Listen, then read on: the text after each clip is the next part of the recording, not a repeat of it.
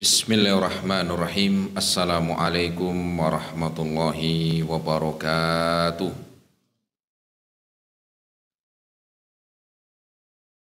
Alhamdulillahi rabbil alamin. Wassalatu wassalamu ala rasulillahil amin. Wa ala alihi wa ashabihi wa man tabi'ahum bi ihsanin ila yaumiddin. Amma ba'du. Alhamdulillah, kita bersyukur kepada Allah Subhanahu wa taala di kesempatan malam hari ini. Kita masih diberikan kesehatan, taufik dan hidayahnya. Semoga amal ibadah kita Allah Subhanahu wa taala menerimanya, dan semoga ilmu yang kita dapatkan bisa kita amalkan sebagai bekal untuk menghadap kepada Allah Rabbul Alamin. Kemudian salawat dan salam kita sampaikan kepada Nabiullah Nabi Muhammad sallallahu alaihi wasallam beserta keluarganya, para sahabatnya dan umatnya sampai hari kiamat nanti.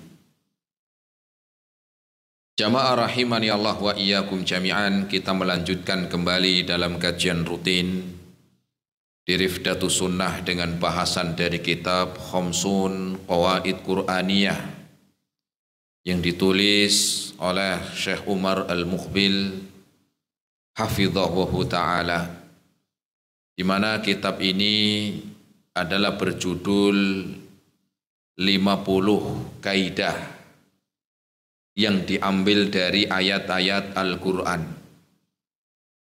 Di pertemuan sebelumnya telah kita sampaikan kaidah yang ke-48. Dan malam hari ini kita akan melanjutkan kaidah yang ke-49. Itu artinya tinggal sisa satu kaidah setelah ini. Satu kaidah lagi setelah ini, ya, bahasan dari kitab Khamsun Qawaid Qur'aniyah ya selesai. Kaidah ini diambil dari surat Al-Anbiya ayat yang ke-7. Surat apa?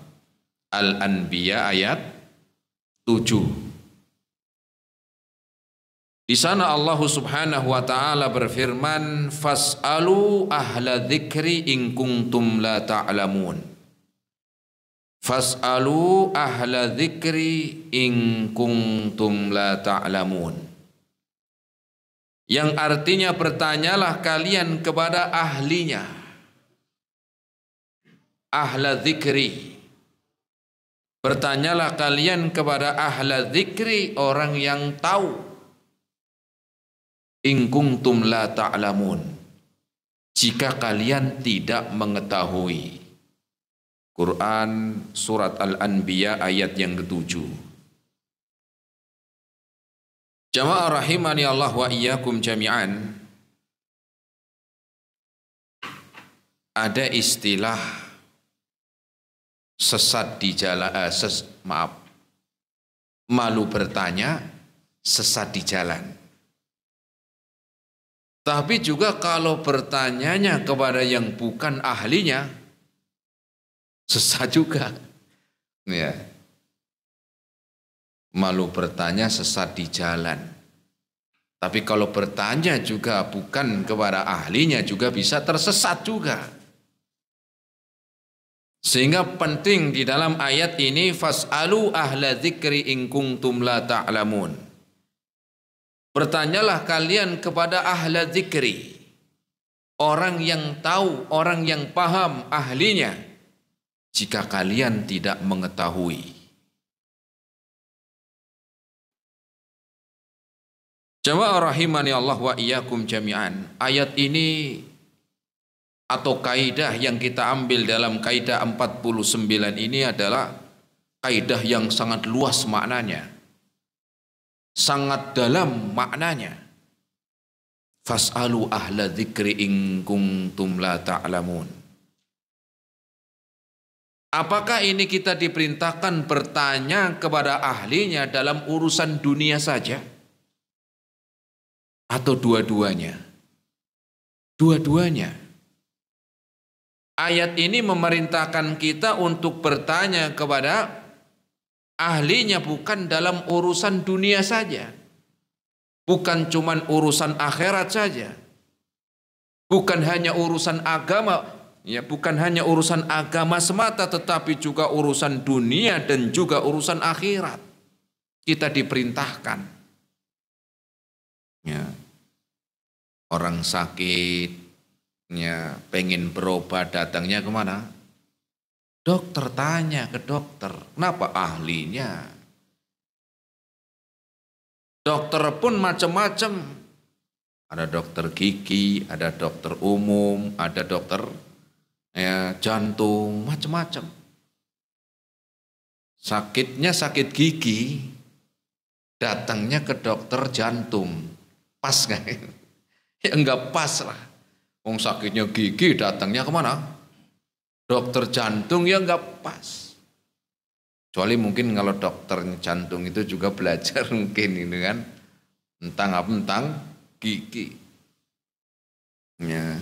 Atau sebaliknya, ya, sakit jantung datangnya ke dokter gigi. Ya, ini juga ya enggak pas. Itu saja yang sama-sama ahlinya sudah memiliki bidang masing-masing. Ya. Apalagi kalau salah jalan, bertanya yang bukan kepada ahlinya. Ya. Sakit gigi datangnya kemana?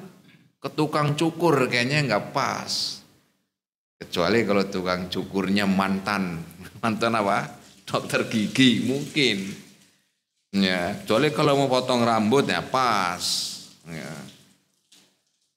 Nah begitu juga di dalam ayat yang mulia ini Allah Subhanahu wa taala perintahkan fas'alu ahla dzikri in kuntum la ta'lamun. Dan ini maknanya Allah perintahkan kepada kita bertanya kepada ahlinya. Bertanya kepada ahlinya dalam urusan dunia ataupun urusan akhirat. Urusan dunia, TV-nya rusak. Ya bawanya kemana? Tukang servis elektronik. Kalau datangnya ke bengkel motor nih kayaknya kurang pas. Ya kurang pas. Dia biasanya ngurusin motor rusak, mesin rusak ini, ya datang ke sana setrikannya rusak, ya kayaknya bukan tempatnya ini bengkel motor. Ya. Maka Allah perintahkan di sini agar bertanya kepada ahlinya. Nah, maka kita diperintahkan bertanya kepada ahlinya dalam urusan apa? Kita sebutkan dalam dua hal. Fas'alu ahla dzikri in kuntum la ta'lamun. Dalam dua hal. Bertanya di dalam urusan-urusan yang bermanfaat. Dan ini disebut dengan pertanyaan, ya pertanyaan-pertanyaan ya yang memiliki manfaat dan kebaikan. Kita diperintahkan. Ya. Jadi dalam perintah pertanyaan sebagaimana Allah sebutkan fas'alu ahla dzikri in kuntum la ta'lamun, adalah pertanyaan yang agar kita sampaikan dalam urusan-urusan yang manfaat dan juga kebaikan. Dan ini yang pertama. Nanti ada pertanyaan yang tidak manfaat. Tidak manfaat. Ini kita bahas pertanyaan yang manfaat. Ya. Misalnya dalam urusan apa? Yang pertama dalam urusan dunia. Dalam urusan dunia. Pengen tahu ini kok masakannya nasi gorengnya enak banget ya. Pengen tahu tentang bumbunya, ukurannya, cara masaknya. Tanyanya kepada siapa?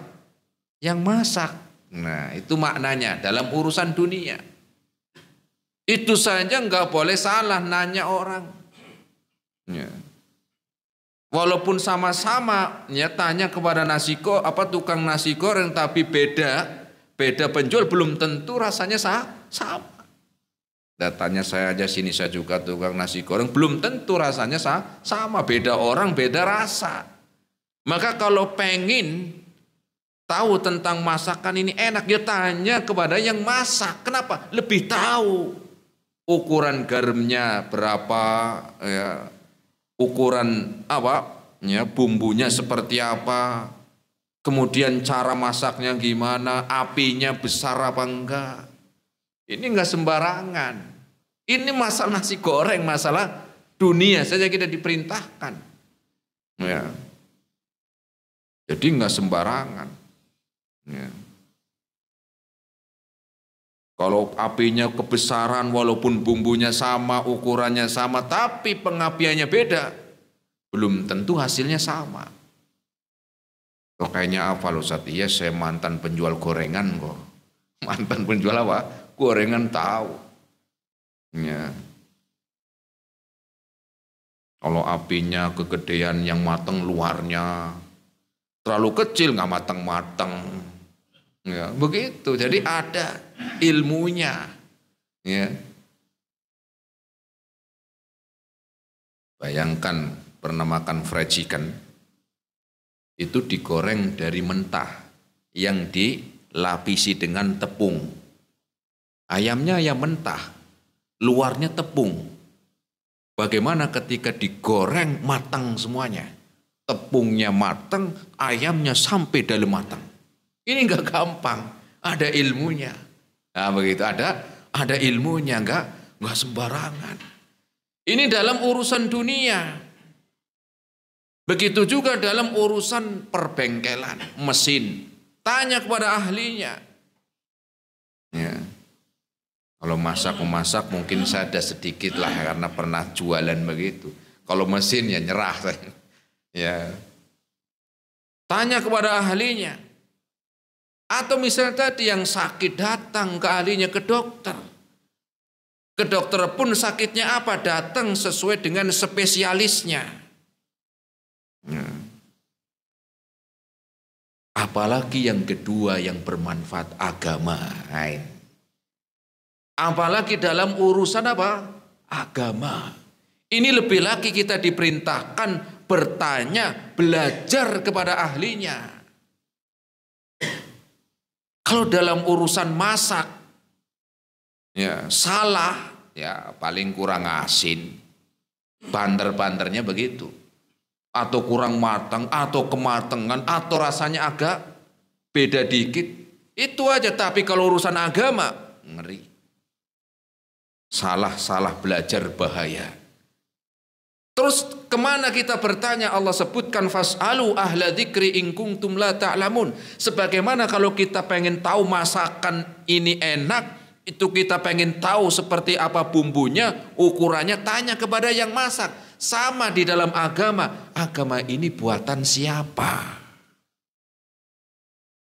Maka kita diperintahkan kembali bertanya kepada Al-Quran dan sunnah Nabi SAW.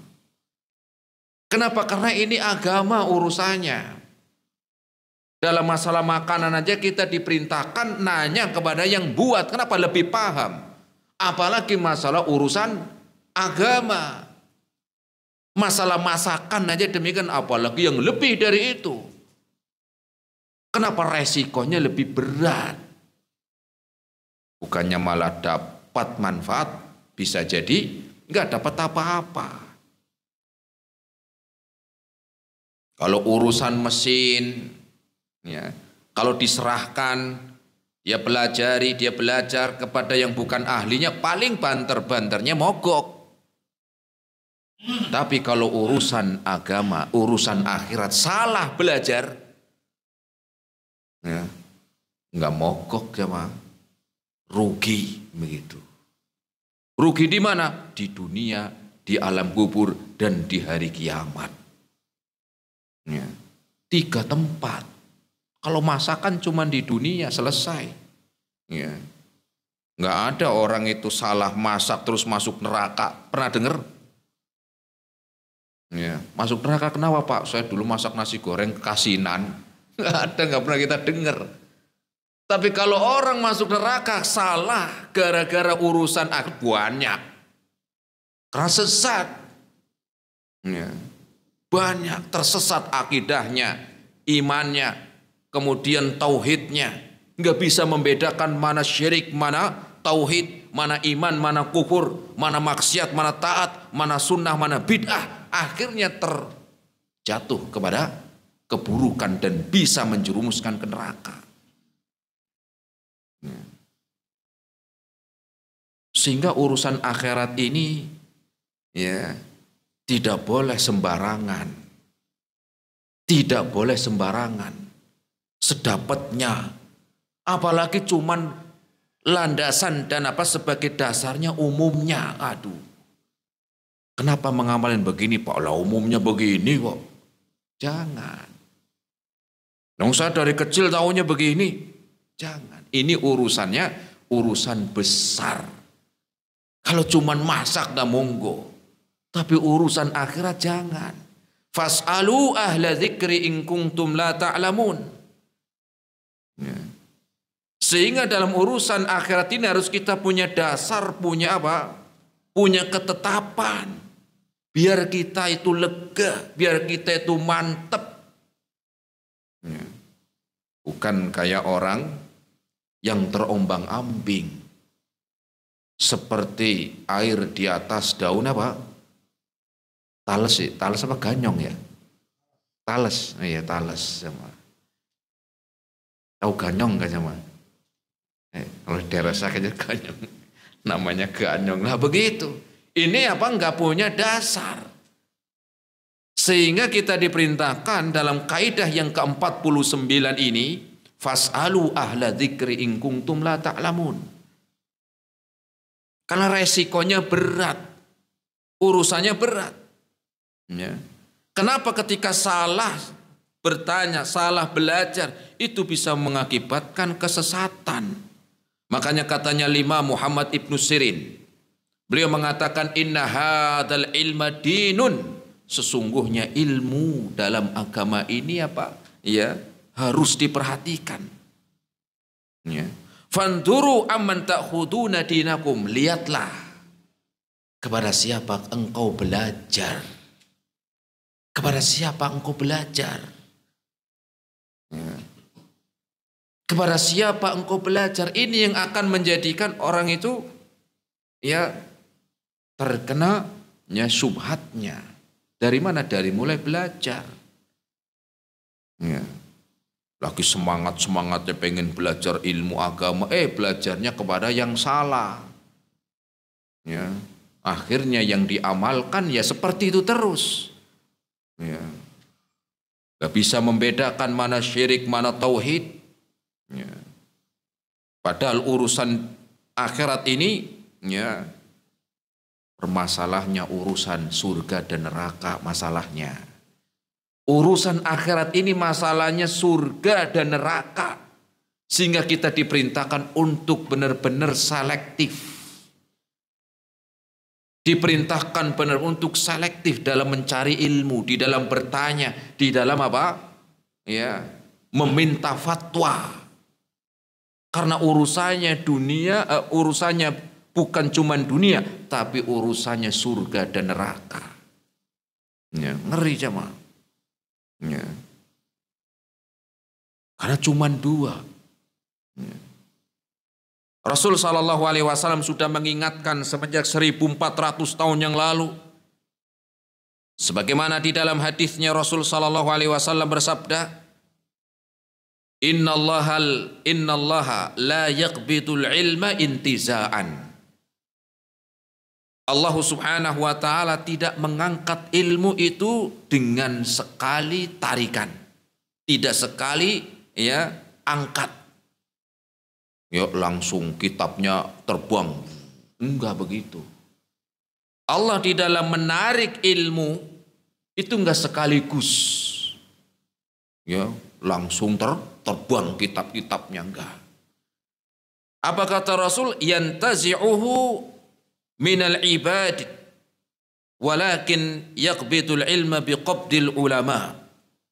Tetapi Allah Subhanahu wa taala ketika mengangkat ilmu itu dengan wafatnya orang-orang yang alim.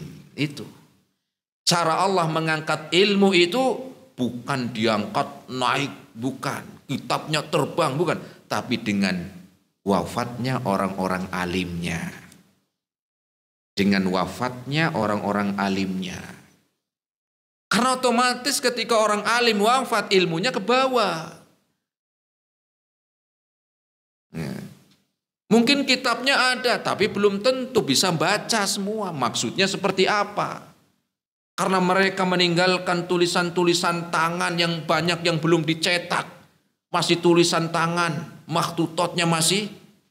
Dan itu nggak gampang, tulisannya dibaca. Ya. Sehingga ketika mereka, orang-orang alimnya, para ulamanya, mulai satu persatu bertambahnya umur usia, wafat satu persatu. Disitulah ilmu itu diangkat. Kemudian Rasul melanjutkan, hatta idza lam yabqa aliman, sampai akhirnya orang-orang alim itu sudah jarang. Sudah jarang. Adanya orang-orang yang ngulama, tahu ngulama? Orang alimnya sudah jarang, adanya yang ngulama, tahu ngulama? Ngulama itu kelihatannya ulama, penampilannya ya. Pokoknya kayak apa? Kayak ulama bener. Tinggal orang-orang yang begini, ngomongnya pinter, retorikanya bagus, ya. Tapi bukan orang yang berilmu. Ketika orang-orang yang berilmunya satu persatu mulai wafat, maka ilmu itu diambil dan mulai jarang orang-orang yang berilmu. Apa kata Rasul? Ittakhadhan nasu ru'usan juhala, maka banyak manusia yang tertipu. Sehingga mereka bertanyanya kepada orang-orang jahil. Juhala, orang-orang jahil. Cuman karena kelihatan penampilannya, ya, kelihatan penampilannya Islami, ya, orang banyak tertipu. Loh, jenggotnya panjang, Ustaz? Nggak ada yang namanya ukuran orang berilmu itu jenggotnya panjang. Nggak ada. Loh, tapi pakainya koko terus kok. Loh, ya nggak peduli mau koko, ya bukan ukurannya. Ya, wong dukun aja pakainya apa? Koko, betul. Tim pemburu hantu, wah, itu pakaiannya juga Islami bener itu. Orang nggak paham, nggak tahu kenapa tertipu. Ya. Apalagi sekarang dukun itu pakaiannya Islami bener, sudah nggak laku kalau pakaiannya kayak zaman dulu. Pakainya hitam-hitam, rambutnya gondrong, nggak pernah mandi. Orang tahu dukun, tapi sekarang enggak. Pakaiannya apa? Pakaiannya Islami, mengikuti pangsa pasarnya, gitu. Ya. Sehingga orang-orang yang datang pun tertipu. Oh, ini Ustadz. Ya. Karena dari ngomongnya yang disampaikan, tapi nggak tahu ilmu. Nggak tahu apa? Ilmu. Maka Rasul mengatakan, ittakhadhan nasu ru'usan juhala. Maka banyak orang-orang yang diambil apa? Ya, yang dimintai fatwa, diambil ilmunya yang padahal dia bukan orang alim. Karena tertipu dengan penampilan, dengan ucapan yang apa? Ucapannya bagus, retorikanya bagus. Fasu'ilu fa'aftau bi ghairi ilmin. Kemudian orang-orang ini pun ditanya dalam urusan agama. Diikuti dalam pendapatnya. Diamalkan dalam fatwa-fatwanya. Padahal sesat. Ya. Apa kata Rasul? Fadallu wa adallu. Padahal orang ini sesat dan nyesatin orang. Sudah sesat nyesatin orang. Kalau sesat sendiri masih mending. Nyesatin orang lagi. Ya, repot seperti ini. Ya. Orang kalau sendiri nggak tahu terminal Mangkang sebelah mana, ada yang nanya misalnya, Pak, kalau dari sini terminal Mangkang itu arahnya kemana, Pak? Dan berapa jam? Padahal nggak tahu yang ditanya. Oh, Mangkang dari sini Nyunungan sana terus. Ya, itu sekitar 6 jam. Waduh, udah tahu jawabnya. Nah begitu. Sudah sendiri nggak tahu nyesatin orang. Lah itulah ibaratkan orang yang berfatwa yang dia ditanya nggak tahu ilmu. Dan bahaya jamaah. Ini urusan agama masalahnya. Harus kepada ahlinya. Ya. Pernah dengar tentang kisahnya. Rasul pernah mengkisahkan seorang yang zaman dahulu. Rasul mengkisahkan. Ya, tentang orang yang membunuh 99 nyawa. Sebelum saya ngomong. Pernah dengar? Oh ya, alhamdulillah. Ada hadisnya riwayat Muslim. Riwayat Imam Muslim. Rasul mengkabarkan pernah dahulu ada seorang yang membunuh 99 nyawa. Orang umumnya orang yang bermaksiat tahu ini nggak benar. Dia pengen tobat. Singkatnya dia datang kepada orang yang bukan ahli ilmu. Cuman kelihatannya nampaknya kayak orang alim. Dari pakaiannya, dari cara ngomongnya, model jalannya, mantep pokoknya lah. Pak, saya mau tobat pak. Kenapa memang kamu? Kemudian dia mengatakan qatal tutis atau watis'ina nafsan. Saya sudah membunuh 99 nyawa pak. Akhirnya orang ini yang nggak tahu ilmu berfatwa, oh nggak diterima kamu itu, nggak diterima. 99 kebanyakan kamu itu. Wah, akhirnya marah sama, pengen tobat katanya nggak diterima, oh genepin sekalian nih orang. Gara-gara berfatwa apa? Sekalian digenepin 100. Ya, jadi hati-hati, mudaratnya bisa untuk orang yang berfatwa dan juga yang dikasih fatwa. Bunuh akhirnya. Kemudian dia nyari orang lagi, ketemu orang ahli ilmu. Pak, saya mau tobat. Kamu dosanya apa? Saya dosanya telah membunuh orang 100 pak. Langsung diterima dengan kamu benar-benar bertobat, sungguh-sungguh dan tinggalkan lingkunganmu yang buruk. Qadarullah. Ketika ditunjukkan tempat yang baik di tengah jalan, meninggal dia. Ternyata lebih dekat dengan tempat yang dituju. Ya. Kemudian yang membawa malaikat rahmat. Ya, luar biasa ini. Ya, gara-gara berfatwa tanpa ilmu, akhirnya digenepin. Saya dulu pernah isi pengajian di lapas sama. Ada selesai pengajian ada napi tatoan nggak pakai baju, datang nanya, ya. Dulu di sana Cilacap Nusa Kambangan, datang, Ustaz saya mau tobat, ya, saya ingat hadis ini, diterima pak, langsung sama begitu. Kalau saya nggak ingat bisa nanti digenepin juga repot saya. Diterima pak, masalah dosanya nanti. Diterima dulu kan gitu kan. Ya saya ingat tadi sini tuh. Ya. Jadi apa? Ya, Rasul mengkabarkan demikian. Ya. Kemudian jamaah rahimani Allah wa iyyakum jami'an. Sehingga pertanyaan-pertanyaan adalah pertanyaan yang manfaat. Begitu juga Rasul. Rasul kalau bertanya itu manfaat. Ya. Pernah suatu ketika Rasul bertanya kepada para sahabat, ayyul mu'mini afdal? Atau kadang Rasul ditanya juga oleh para sahabat, ditanya, orang mukmin seperti apakah yang paling utama ya Rasul? Rasul mengatakan ahsanuhum khuluqa. Seorang mukmin yang utama, yang paling baik akhlaknya. Yang paling baik akhlaknya. Kenapa bukan yang paling rajin sholatnya? Karena sholat sama, rokaatnya sama, disofnya sama, doanya sama. Tapi bedanya seringkali di akhlaknya. Sama-sama sholat, disof yang sama. Yang satu akhlaknya bagus, yang satunya nggak benar. Kalau utang nggak mau bayar. Sama-sama apa? Sholat. Tetapi yang A ini kerjanya jujur, yang B kerjanya apa? Kerjanya korupsi. Nah, sama-sama sholat, ada nggak? Ya. Kemudian juga Rasul pernah ditanya oleh para sahabat dengan pertanyaan yang manfaat. Rasul bahkan bertanya, ayyul mu'minina aqyas. Tahu nggak kalian orang mukmin yang cerdas?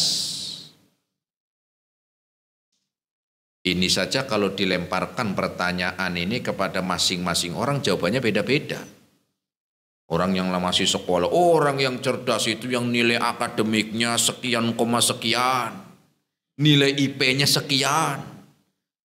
Kalau yang ditanya orang yang jualan bangkrut mulu, bukan yang nilainya besar. Orang yang cerdas yang jualannya pinter, lancar, setahun sekian cabang. Ya, beda-beda. Kalau orang yang peneliti ditanya, oh yang bukan nilainya yang banyak, tapi akan menjawab yang dia menemukan ini, menemukan itu. Maka Rasul menjawab ketika ditanya tentang siapakah orang mukmin yang cerdas, Rasul mengatakan aktsaruhum lil mauti dzikra. Seorang yang banyak ingat mati. Sebanyak apapun gelarnya di dunia, kecerdasan di dunia akan mati, maknanya begitu. Ya, apapun kondisinya akan mati juga, walaupun apa? Gelarnya, kecerdasannya banyak di dunia akan mati. Sampai nggak muat di fotonya, ya, gelarnya bawah lagi, lanjut bawah lagi saking ya banyaknya. Terakhirnya M apa mati. Ya. Kemudian Rasul mengatakan wa ahsanuhum lima ba'dau isti'dadan, dan orang yang cerdas bukan cuma ingat mati doang, tetapi persiapannya. Banyak orang ingat mati enggak? Banyak. Ya, tapi belum tentu mempersiapkan bekalnya. Nah, orang yang kerjanya ngurusin jenazah kurang apa? Ya kan? Tapi belum tentu dia mempersiapkan kematian, belum tentu. Karena ini memang orang-orang yang cerdas. Bahkan ada orang yang tinggalnya di depannya itu kuburan. Ada enggak? Banyak. Tapi belum tentu dia setiap hari ngelihat orang mengubur-nguburin. Belum tentu mengingatkan dia ingat mati, ataupun dia ingat mati, belum tentu dia mempersiapkan. Ya. Makanya Rasul mengatakan orang yang cerdas itu. Ini contoh-contoh pertanyaan yang manfaat. Bahkan Rasul pernah didatangi oleh orang Ansor. Dan yang datang itu banyak dahulu para wanita-wanita Ansor. Mereka langsung datang kepada Rasul bertanya tentang hukum ini, hukum itu, datang. Sampai Aisyah mengatakan ni'man nisaul Ansor, sebaik-baik perempuan itu orang-orang Ansor. Apa kata Aisyah? Lam yakun yamna'hunnal haya'u. Mereka nggak ada yang malu kalau tanya. Sekarang sudah nggak mau belajar, nggak mau tanya, malu-maluin akhirnya. Ya. Mereka nggak ada malu untuk bertanya kepada Rasul. Ya. An yatafaqqahna fiddin, untuk mengetahui agar memahami agamanya. Mereka biasa bertanya kepada Rasul. Ya. Bahkan pernah suatu ketika, ya, mereka biasa bertanya tentang haid, tentang ini kan kadang-kadang mungkin kalau mau tanya, ya orang itu kan kadang malu. Ya. Bahkan kata Aisyah radhiyallahu anha, ya, pernah suatu ketika salah seorang perempuan sahabiah dari Ansor yang bernama Ummu Sulaim, ya, bertanya kepada Rasul. Datang Rasul lagi duduk sama Aisyah. Sebelum bertanya dia mengatakan, ya Rasulullah, innallaha la yastahyi minal haq. Wahai Rasul, Allah tidak malu dari kebenaran. Saya mau tanya. Apa pertanyaannya? Kahal alal mar'ati al-ghuslu idza ihtalamat? Apakah kalau seorang perempuan yang tidur kemudian dia mimpi basah, apakah wajib mandi? Bayangkan jemaah. Orang sekarang mau tanya begini, perempuan malu. Akhirnya sampai tua nggak tahu hukumnya. Karena malu bertanya, akhirnya jadi malu-maluin. Nah begitu. Apa jawab Rasul? Naam. Iya. Idza ra'atil ma'a, kalau engkau melihat air mani yang keluar, mandi wajib. Kalau enggak, ya enggak. Ini kan pertanyaannya mungkin hari ini banyak perempuan yang malu. Akhirnya enggak tahu hukumnya, darah haid enggak paham.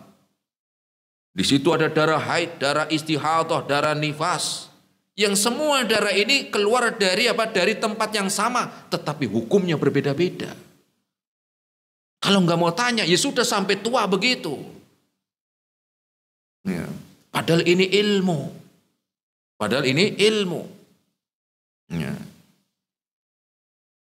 Sehingga jangan malu bertanya dan juga bertanya kepada orang yang mengetahui. Fas'alu ahla dzikri in kuntum la ta'lamun.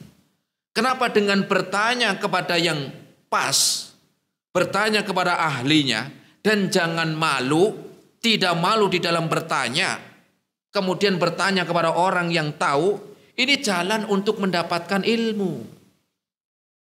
Sudah tahu nggak bisa, nggak paham, malu tanya, akhirnya nggak paham terus. Tentang sahabat Abdullah bin Abbas. Sahabat Abdullah bin Abbas, masih kerabatnya Nabi, itu dikenal ulamanya para sahabat dalam ilmu tafsir. Bahkan dijuluki dengan Bahrul Ulum, lautan ilmu. Abdullah bin Abbas. Bahkan ketika Umar bin Khattab ketika menjabat sebagai khalifah,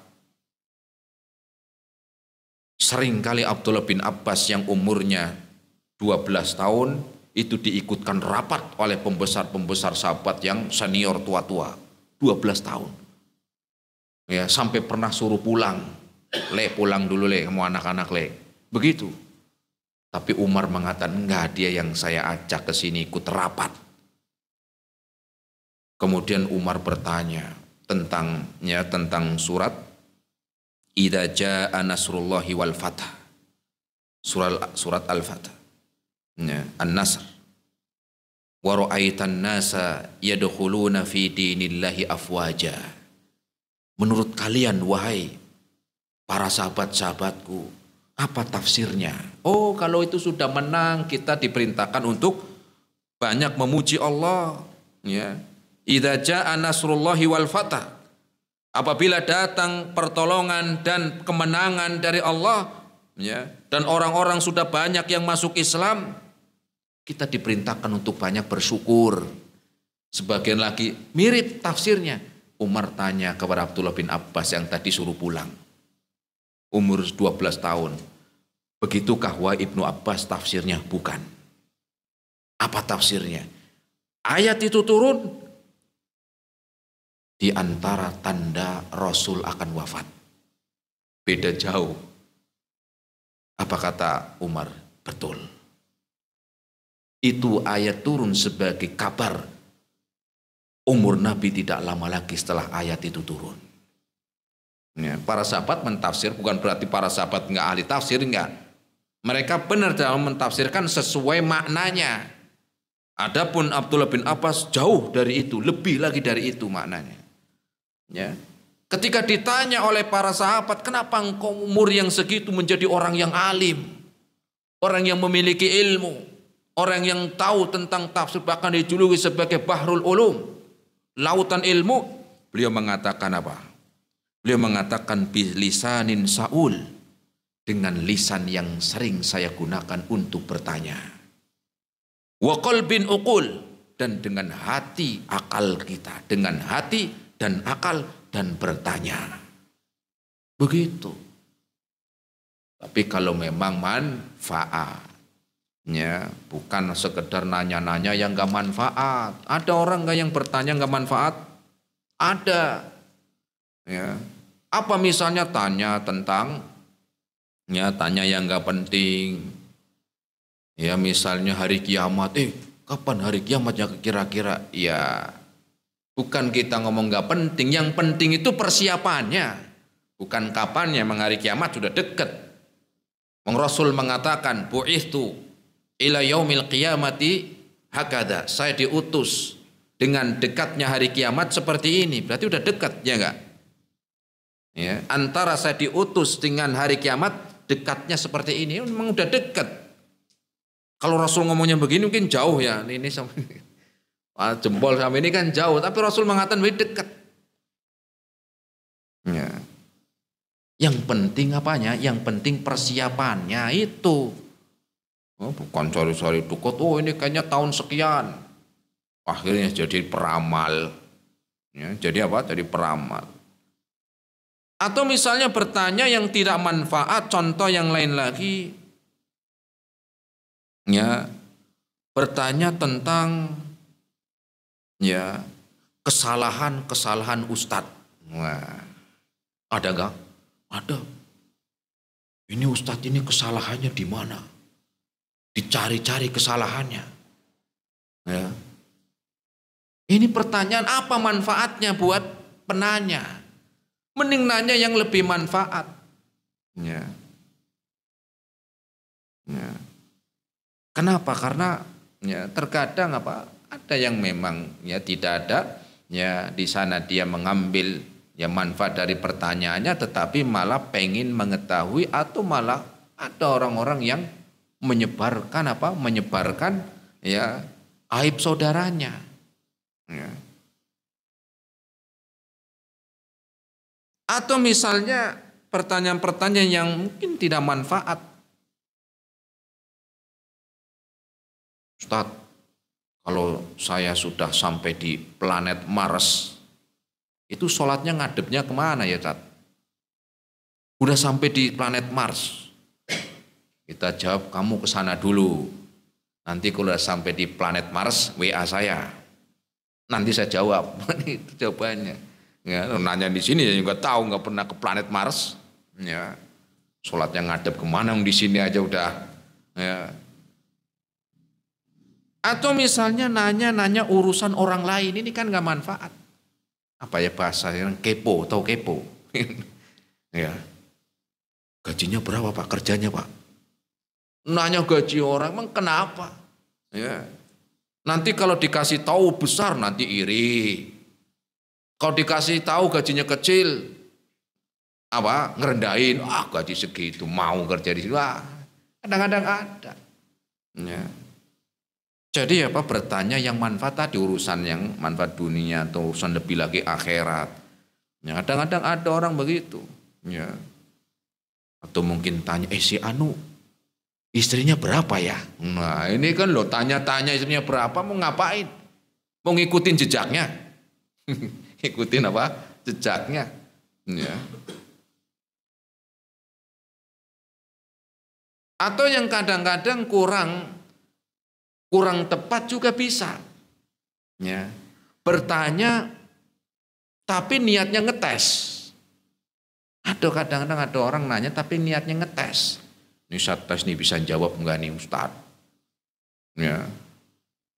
Imam Malik pernah ditanya orang yang datang dari jauh dengan membawa pertanyaan.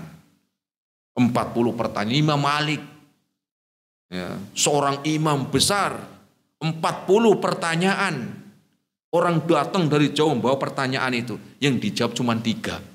Sisanya Allahu a'lam, Allahu a'lam, Allahu a'lam, saya nggak tahu. Mereka akhirnya nanya, wah imam, kami datang jauh-jauh loh, bawa pertanyaan sekian, yang dijawab cuma 3. Engkau imam besar, emang saya suruh maksa, kalau nggak tahu ya sudah. Jangan dipaksa, kalau emang nggak tahu ya sudah. Ya, kadang-kadang kan orang hari ini ada, masa nggak tahu, Ustaz antum kan Ustaz, lah balik ke Ustaz, ini imam besar ya Pak. Ya. Dan gak boleh dipaksa kalau emang gak tahu, sudah tanya yang lain. Dan juga bagi yang ditanya pun harusnya juga sadar diri. Bagi yang ditanya juga jangan apa? Jangan jaga image. Padahal gak tahu aslinya ketika ditanya ini itu, tapi karena wah kalau nanti saya gak jawab apa kata dunia nih? Malu. Jamaah saya banyak, saya namanya sudah terkenal di tingkat nasional, masa pertanyaan enggak saya jawab? Jangan, kalau emang enggak tahu jangan. Karena Karena ustadz itu juga memiliki punya masing-masing kelebihan. Ada yang punya kelebihan di dalam fikih muamalah. Ini enggak sembarangan juga. Fikih-fikih kontemporer tentang muamalah. Ya. Ada sebagian dalam ilmu mustalahul hadis, ada sebagian ahli dalam tafsir, macam-macam. Jadi kalau bukan bidangnya dan ditanya nggak paham ya sudah. Bagi yang ditanya sadar diri. Ya, sadar diri. Saya nggak tahu. Silakan tanya yang lain aja. Begitu. Jangan maksakan diri karena udah dikenal, jangan. Ya. Bagi yang nanya juga kalau nggak dijawab ya sudah, jangan kecewa. Ya. Dan juga bukan suatu aib ketika ditanya nggak bisa jawab, itu bukan aib. Justru yang bahaya ketika ditanya setiap permasalahan dijawab, ini masalah. Setiap pertanyaan semuanya dijawab. Ya. Kalau memang tahu nggak masalah, tapi kan nggak semuanya begitu. Apalagi tentang tentang fikih-fikih yang kontemporer. Ya. Yang baru-baru ini kan nggak gampang. Tentang tafsir ini, tafsir itu nggak gampang. Kalau memang bukan ahlinya sudah, sadar diri begitu. Ini saya kurang paham, silakan tanya yang lain. Tentang sejarah tanya yang lain begitu. Karena Ustaz juga punya punya masing-masing di dalam di dalam keunggulan. Ini bagus dalam ilmu ini belum tentu dalam yang itu bagus belum tentu dalam yang ini. Seperti sebagaimana halnya dokter, ada punya punya spesialis masing-masing. Ya. Jadi pertanyaan bukan ngetes atau malah pertanyaan ingin untuk menjatuhkan juga jangan. Atau pertanyaannya baik tapi waktunya nggak tepat, ini juga sama. Ya. Gimana waktunya nggak tepat? Contoh suami baru pulang kerja capek panas belum minum, istri udah nanya mulu. Lupa ngasih ngasih air minum. Ya. Udah gitu nanya, "Pak, kok pulangnya telat, Pak? Duitnya habis, Pak, berasnya habis, Pak." Ya. Belum bayar arisan, ya nanti dulu baru pulang kerja capek, nanya mulu. Buat teh dulu sana. Nah, begitu. Kemudian juga dalam bertanya, bagi yang bertanya juga harus tahu adab. Yang kadang-kadang WA. Pertanyaannya, "Ustadz, hukumnya ini apa ya, Ustadz? Katanya ada khilaf di antara para ulama ya, Ustadz. Coba sebutkan pendapat yang pertama, yang kedua, yang ketiga, dan mana dalilnya apa, dan yang rojih mana, dan dalilnya mana." Wah, yang ngeri. Ya, satu pertanyaan ditanya satu hukumnya apa? Ya, perbedaannya ada 3 pendapat, sebutkan 3 pendapat dan dalilnya, dan sebutkan mana yang paling rojih dengan dasar dalilnya apa. Ya. Telepon kayak gampang. Ustaz suruh nulis begini loh. Bisa jempolnya keriting coba. Ya. Ustaz ini warisan sekian, meninggalkan sekian 600 juta Ustaz. Dengan yang ditinggalkan satu fulan anak ini nih 600 juta. Nanyanya lewat WA.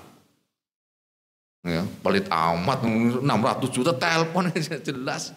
Ya kadang-kadang ada begitu. Ya. Jadi ya orang yang bertanya juga harus tahu adab ilmu.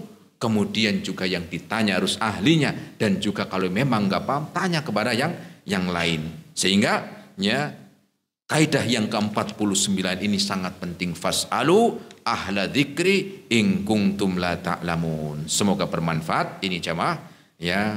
Kaidah yang ke-49. Tinggal satu kaidah lagi dalam kitab Khamsun Qawaid Qur'aniyah. Semoga bermanfaat. Ini yang bisa kita sampaikan. Wassallallahu ala nabiyyina Muhammad wa ala alihi wa ashabihi wa sallama tasliman katsira. Silakan kalau ada yang mau bertanya, barangkali yang bisa saya jawab.